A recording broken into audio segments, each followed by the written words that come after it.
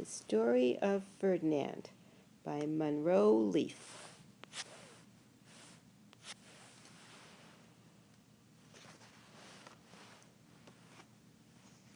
Once upon a time in Spain, there was a little bull, and his name was Ferdinand. All the other little bulls he lived with would run and jump and butt their heads together. But not Ferdinand. He liked to sit just quietly and smell the flowers. He had a favorite spot out in the pasture under a cork tree. It was his favorite tree, and he would sit in its shade all day and smell the flowers. Sometimes his mother, who was a cow, would worry about him. She was afraid he would be lonesome all by himself. "Why don't you run and play with the other little bulls and skip and butt your head?" she would say. But Ferdinand would shake his head. "I like it better here, where I can sit just quietly and smell the flowers." His mother saw that he was not lonesome, and because she was an understanding mother, even though she was a cow, she let him just sit there and be happy. As the years went by, Ferdinand grew and grew until he was very big and strong.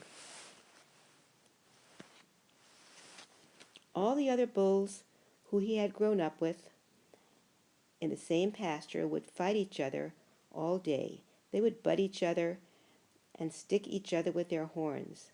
What they wanted most of all was to be picked to fight at the bullfights in Madrid.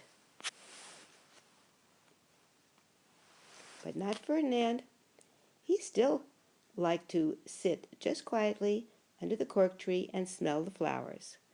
One day 5 men came in very funny hats to pick the biggest, fastest, roughest bull to fight in the bullfights in Madrid. All the other bulls ran around snorting and butting, leaping and jumping, so the men would think they were very, very strong and fierce and pick them. Ferdinand knew that they wouldn't pick him, so he didn't care. So he went out to his favorite cork tree to sit down. He didn't look where he was sitting, and instead of sitting on the nice cool grass in the shade, he sat on a bumblebee. Well, if you were a bumblebee and a bull sat on you, what would you do? You would sting him, and that is just what this bee did to Ferdinand. Wow, did it hurt! Ferdinand jumped up with a snort. He ran around, puffing and snorting, butting and pawing the ground as if he were crazy. The 5 men saw him, and they all shouted with joy. Here was the largest and fiercest bull of all, just the one for the bullfights in Madrid.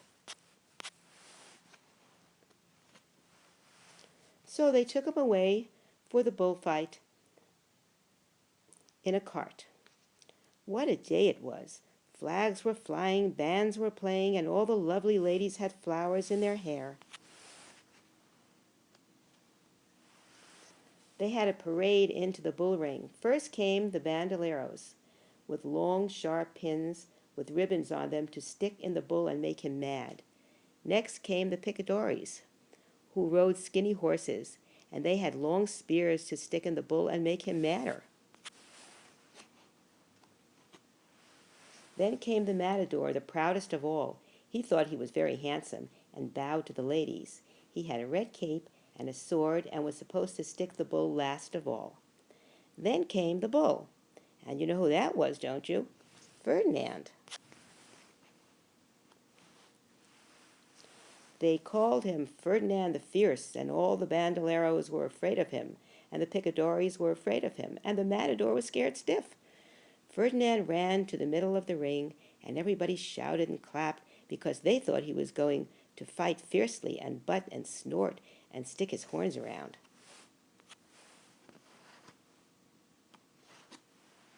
But not Ferdinand.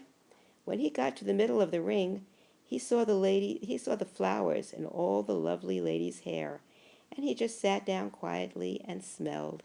He wouldn't fight and be fierce no matter what they did. He just sat and smelled.